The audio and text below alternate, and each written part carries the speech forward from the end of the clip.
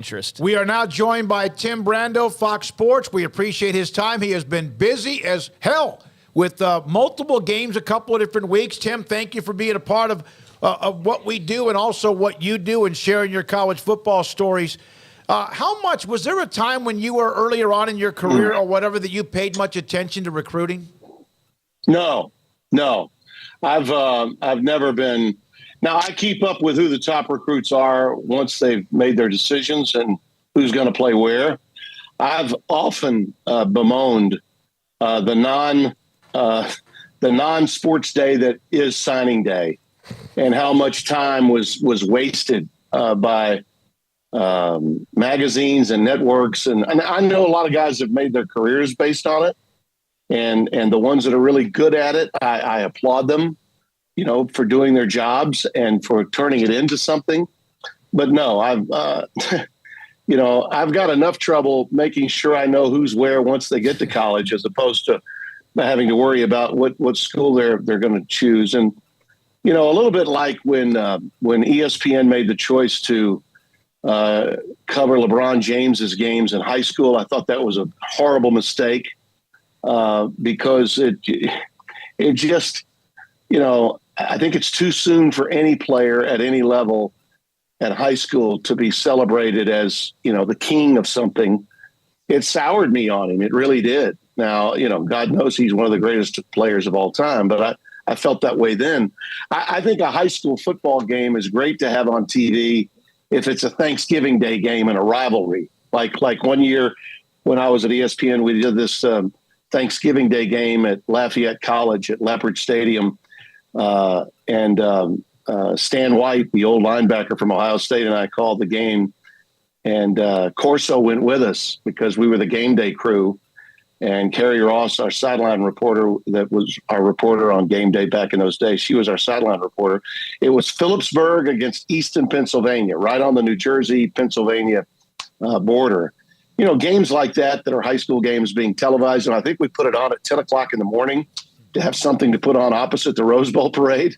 And it was a novel idea. Our old programming executive, Lauren Matthews, God rest his soul, had that idea, and it was well watched, and it was a success. But I'm not a big fan of the, hey, I'm going to put the caps out and then I'll, fake like I'm picking up this. I can't stand that stuff. I don't like it at all. I will say, to your point that you were making just as I hopped on, the transfer portal is a lot more fun to keep an eye on from distance.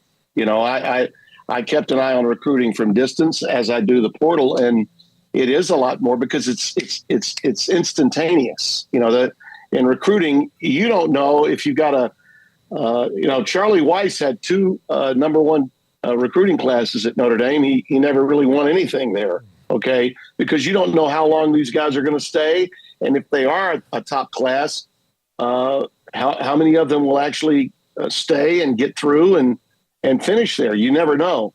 When you're dealing with a portal, you're getting instant impact from whoever that person is that's going to come on your team.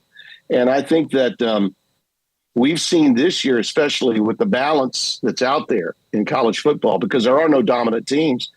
What is really helping, we were already going towards flattening the landscape with a distribution of talent that was more evenly matched. Now with the portal, it's really underscoring that. I mean, what a year it would be if we had 12 in now. Hell, I think you could make a case that 15 or 16 teams right now could make a case that they could win it all if they had a chance to get in a playoff. So, and we're finding that out in the final year of the four, which I think will just whet everyone's appetite for the future. Tim, every once in a while you have a guest in the show and they say something, you realize why you like them so much. And you and I are completely simpatico on recruiting. It was, yeah. I feel that exact same way. Tim, Georgia had that scare against Auburn. They're still a fantastic team that's deeper than probably everybody else. Are they, and this is not their fault that the schedule fell this way, but are they a little bored? Yeah. And I think America is bored with them. Okay. I watched very closely this past weekend. When I got back in, I did that Friday game last week at Oregon State. So I had a chance to watch a little bit more football on Saturday than I normally would. And listen, that is as poor a Hugh Freeze coached offense as you're going to see at Auburn. All right. They had them on the ropes.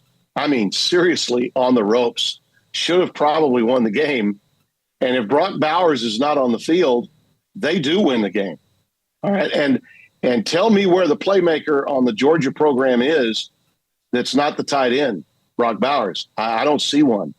I don't see the receivers I saw a year ago. I think Carson Beck is highly overrated.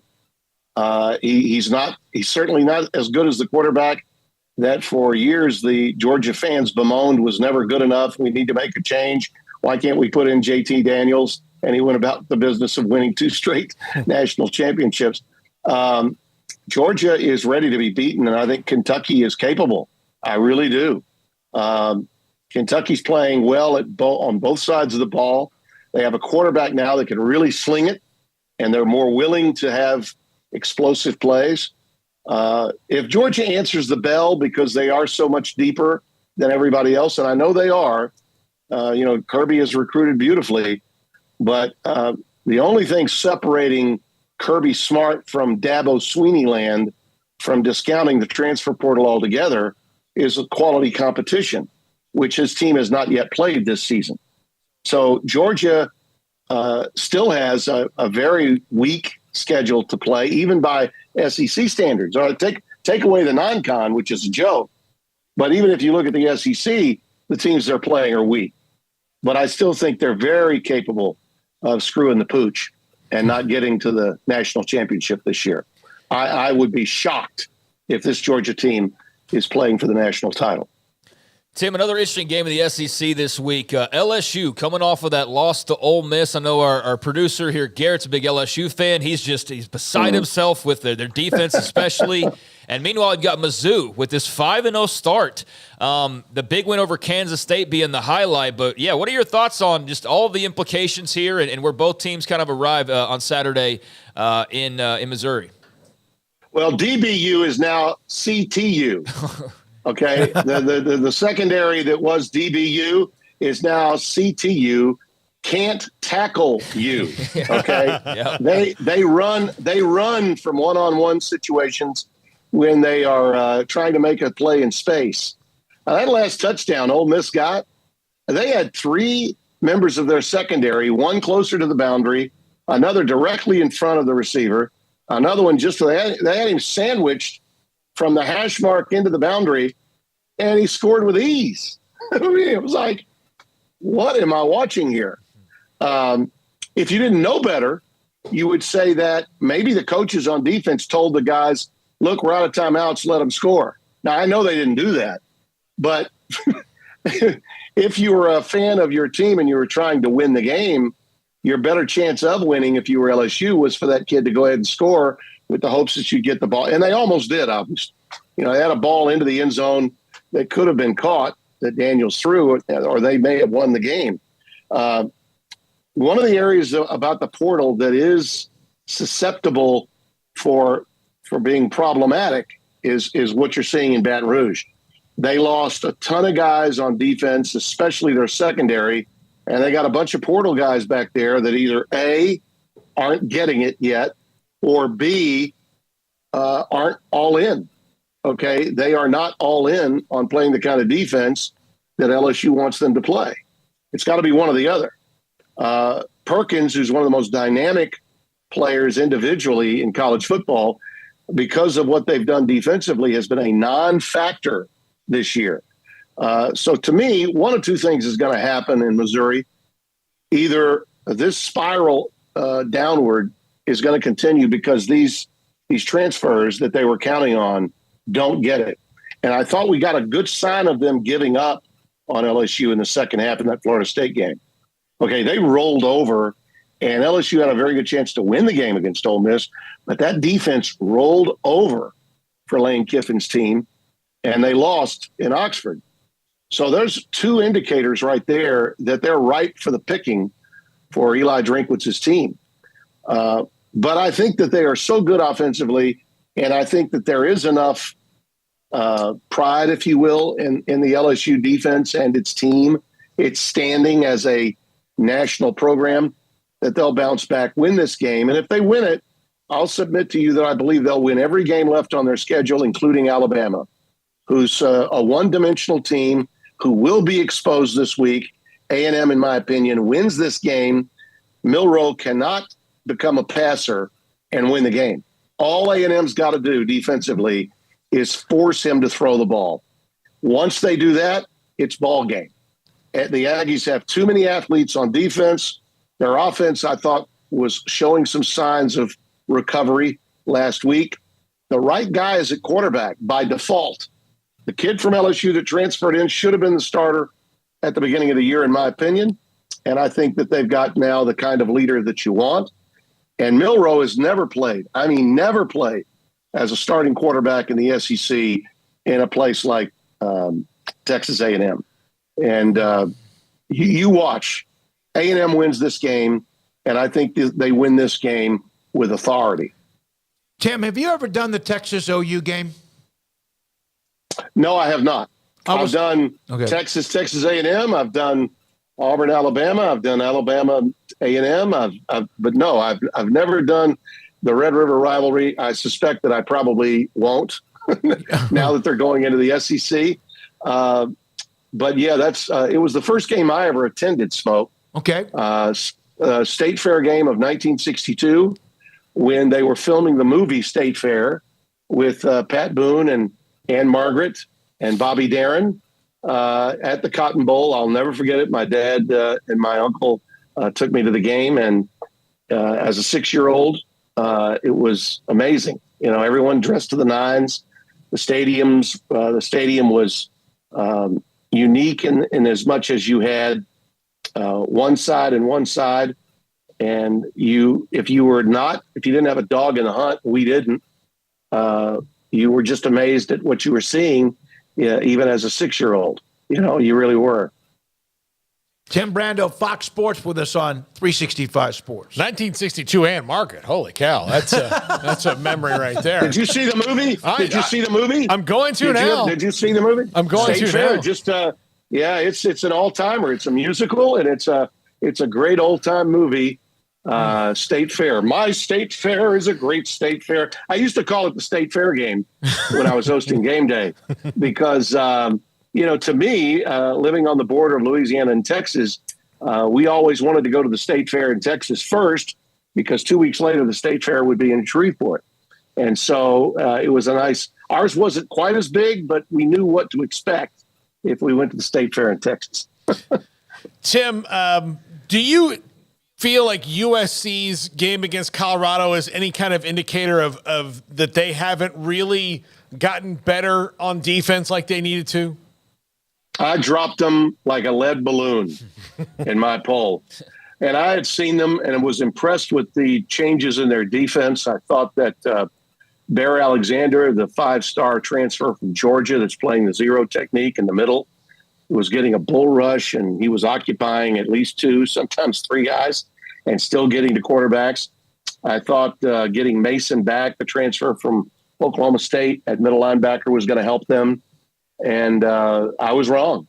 And I got an early indicator about what would happen with Colorado when I saw them almost lose the game with Arizona State, a team that was playing with its 4th starting quarterback, and a kid named Scattaboo, who was the FCS Player of the Year, who had over 200 yards of total yards and was not only running the ball, had a 62-yard touchdown pass catch that was incredible.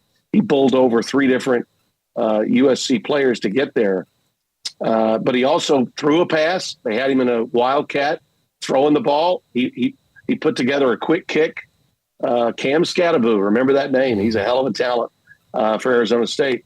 They had the ball down 7 with 7 minutes to play. And, I mean, that was a 34-point underdog. So I had a real inclination that Colorado would cover, and it took USC's offense just taking a deep breath after they got a 28-point lead for Shedeur Sanders to take off and USC's defense to get sloppy. USC is not a national championship caliber team because of their defense. Their offense is an embarrassment of riches. More wide receivers and tight ends than you could imagine. Caleb Williams is arguably the best quarterback in the country. I don't think he'll win the Heisman the second straight time because of the way the Heisman voting is handled now versus the way it was with Archie Griffin in the 70s. But he's not getting much help.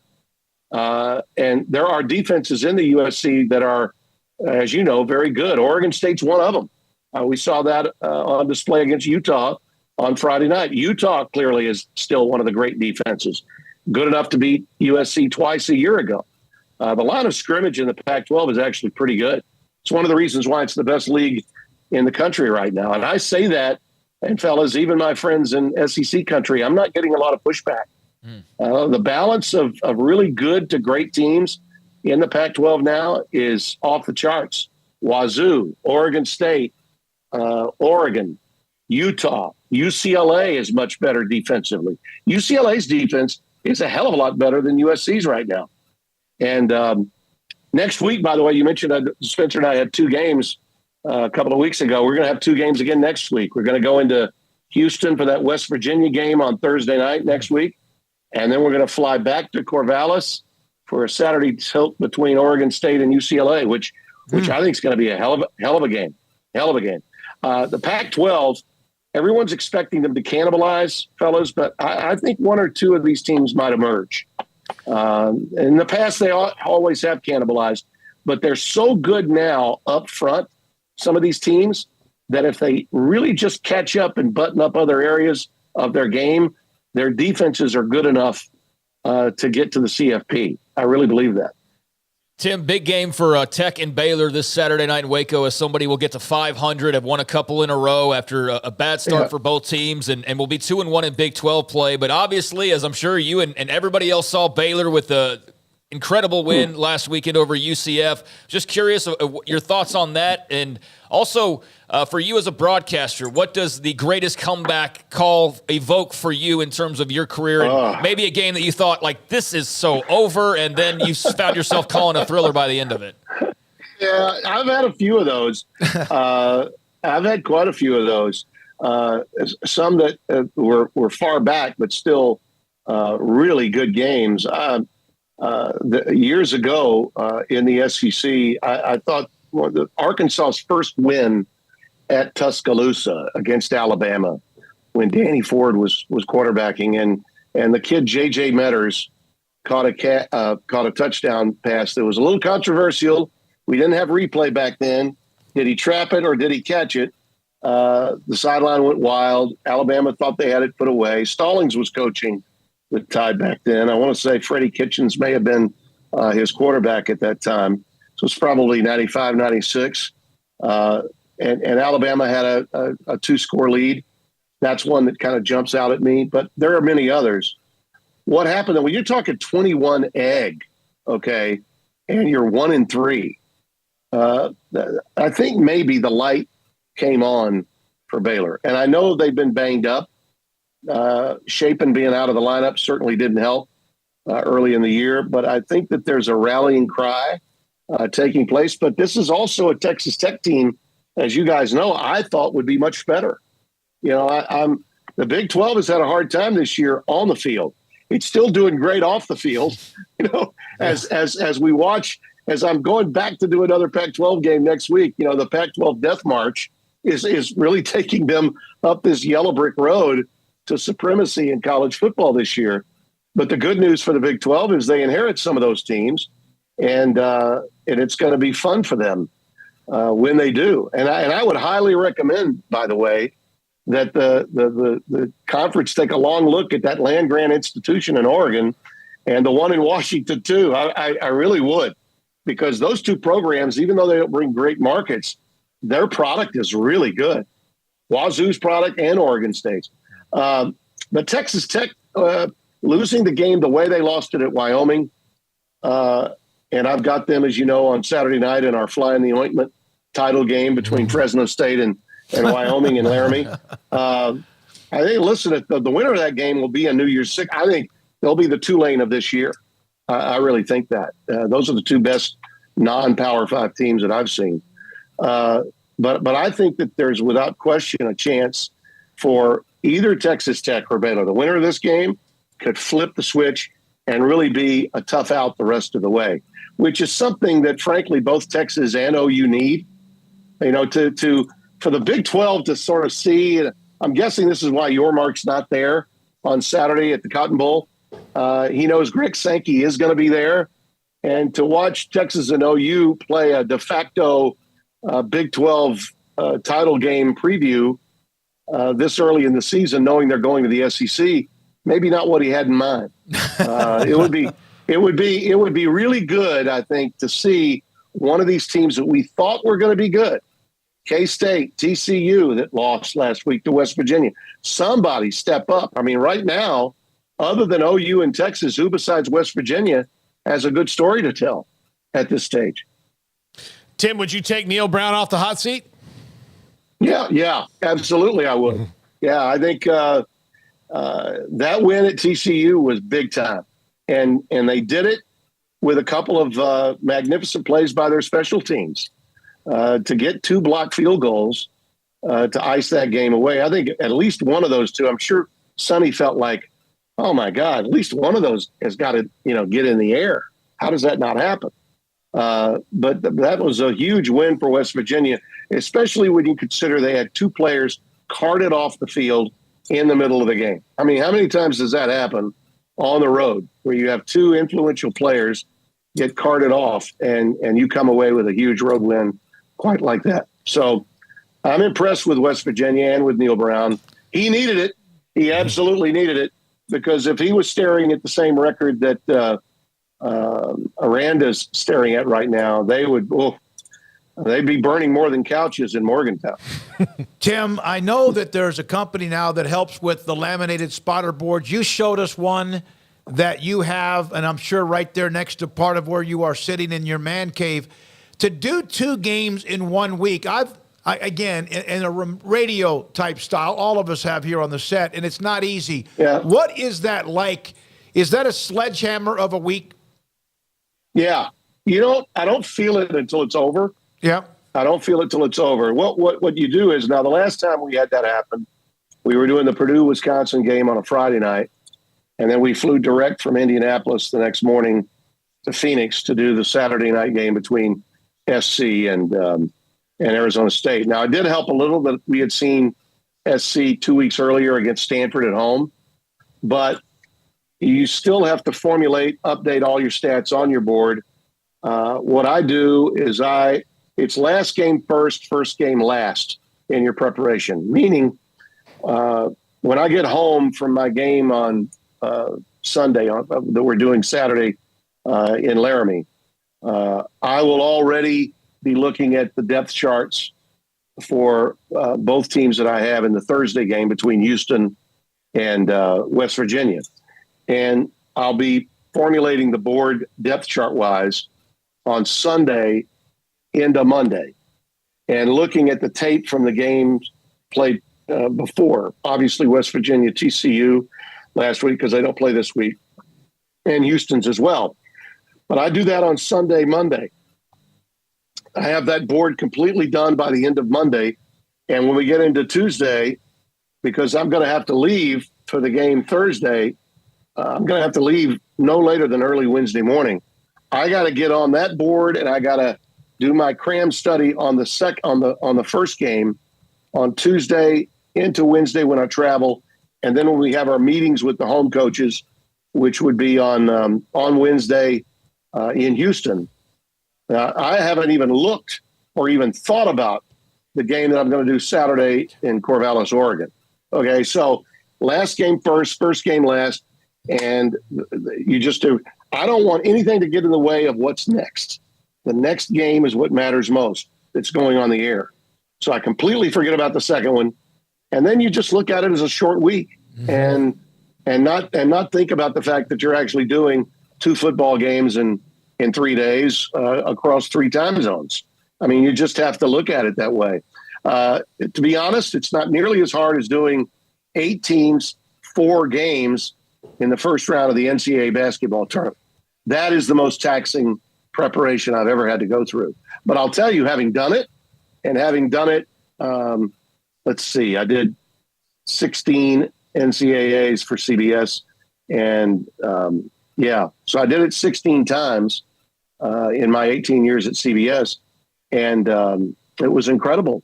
But I call on that kind of background in terms of your level of concentration to get it done. And while I'm doing it, I don't even think I'm excited. It's a privilege. It's a privilege to get to do these games. And in this day and time, it's a privilege to get to do these games at the game. Okay. I don't lose sight of the fact that some of these guys are having to do it in a basement. Can't imagine. Or in a closet somewhere in some studio, whether it's in LA or Bristol, Connecticut, or Charlotte, or wherever they're doing the games from. I've not been asked to do that yet, and I hope that I never am asked to do that. But it looks like that's the wave of the future. I hope that as time goes on and we get further and further away from COVID, the demand for the announcers to be there is greater because it needs to be. The guys calling the game should be at the game. If you don't mind, one more question. In all the years you've covered, and you've covered huge events, and you mentioned game day and all of that, but and some of the other major sports as well, was there ever a time in your career when you got so much early that you didn't appreciate it at one point and you had to take a deep breath and smell the roses? Yeah, I was guilty of that, Smokey. I was. I think the one thing that happened in my career this past week, Sean McManus, my old boss at CBS, decided to retire after 27 years as the president and later chairman at CBS. As the son of Jim McKay, going into the business the way he did, but not to be like his father, but to do the things that he was having to do for his father's bosses. He fashioned himself as someone that wanted to one day run a network, not call a championship game. And he realized that dream. He's only a couple of years older than me. And when I worked at CBS, he knew I was an historian and how much I thought of his dad and the people that worked with him. And Kurt Gowdy being my hero, which, by the way, as you know, that's Wyoming. That's where Kurt went to school. Mm-hmm. They have a state park named for him, 20 miles outside Laramie, Wyoming. So I can't wait to go there. I talked to his son, Kurt Jr., who's retired. He, like Sean, was running a network. He was running SNY in New York after a sterling Emmy Award-winning career as the leader of Wide World of Sports at ABC. And I let him know that I was so psyched to be going where Kurt was as a player. You know, he's in the Hall of Fame for basketball and for tennis at Wyoming before he even became a legendary broadcaster. But Sean was talking about the time to step away, the time that he put in and the time to step away. When I got complacent, and maybe to some extent, I say complacent, not on the air, but complacent about my position, was probably about 10 years into my stay at CBS, where I felt like, okay, I'm here. This is what I'm supposed to do. And you just get through it. And I think that I started taking the job itself for granted. Now, granted, I was doing still a lot of studio work as well as play-by-play because that's what they wanted me to do. And I was of greater value, I think, to them at that time by doing both studio as well as play-by-play, but a lot of both. I did 5 SEC games in years when I was still the studio host, but whenever we had double ups where we had 2 games, they would send us out. Either I would be with Steve Merline or they'd send Spencer with me or they'd give me Aaron Taylor or someone else to work with. And I wanted to do those games. I mean, that was part of my deal. But I think I got complacent, or shall we say, not taking time to realize what a privilege it was and smell the roses, as you like to put it. And as a result, when it came time for me to face the music at a time when I felt like, hey, I should be doing the regional finals again, and I'm not, I became maybe a little bit concerned about whether I was still one of the ace guys that they had at CBS. And as you know, I had an abrupt exit from there. And when I did exit, I was to some extent responsible for it. And I understand that now. And the bitterness that I felt at the time when I left CBS was erased very quickly when for 8 months I didn't know what I was going to do. Mm-hmm. Okay. And to CBS's credit, to Sean's credit, he allowed me, because there were items on their end too that they were responsible for, but I was also culpable. And they allowed me, because of my time spent 18 years there, to sort of handle the narrative on my exit. And when the time came for Fox to vet me, they were very kind in saying what they said about me so that I would have this sort of golden parachute and wind up at Fox Sports and not take a step further down in the business. I actually enhanced my career by leaving CBS and going to Fox. But for about 7 or 8 months of time as a free agent, I didn't know what was going to happen, how it was going to land. Would my career be over at 58? And I think that I was responsible in some measure for that, because I didn't have my head screwed on exactly right. I needed to be thinking about what an honor it still was to do this. When you do something for 30 years, it's easy to start thinking, okay, well, this is what I do. This is where I'm slotted, and this is going to be as good as it gets. And you forget to continue to improve and to get better. I think I lost some of my mojo. And ever since I've been at Fox, I've been as enthusiastic about every game I've ever done as I've ever been. I view each game that's in front of me as the next great game. And when someone says to me, or you see it on social media, Tim, you should be doing a bigger game, I'm like, hell, I thought my game was great. Mm-hmm. I love the game I did. And I can't imagine being any other place than where Spencer and I were. And so when they asked me to do 2 games in 3 days or 2 games in 2 days, to me, that means that Brando's got his mojo back. Yep. That they want me on those games, and I'm glad that they do. Tim, we're glad you're with us when you can be, and I know the schedule sometimes is so tight that you can't, but we appreciate it anytime, and we'll always reach out to you. Good luck with all of what's in front of you. Thank you for the knowledge, the truth serum, and also the time. You bet, fellas. Tim Brando, pleasure always. Fox Sports, in the comments in the chat room, and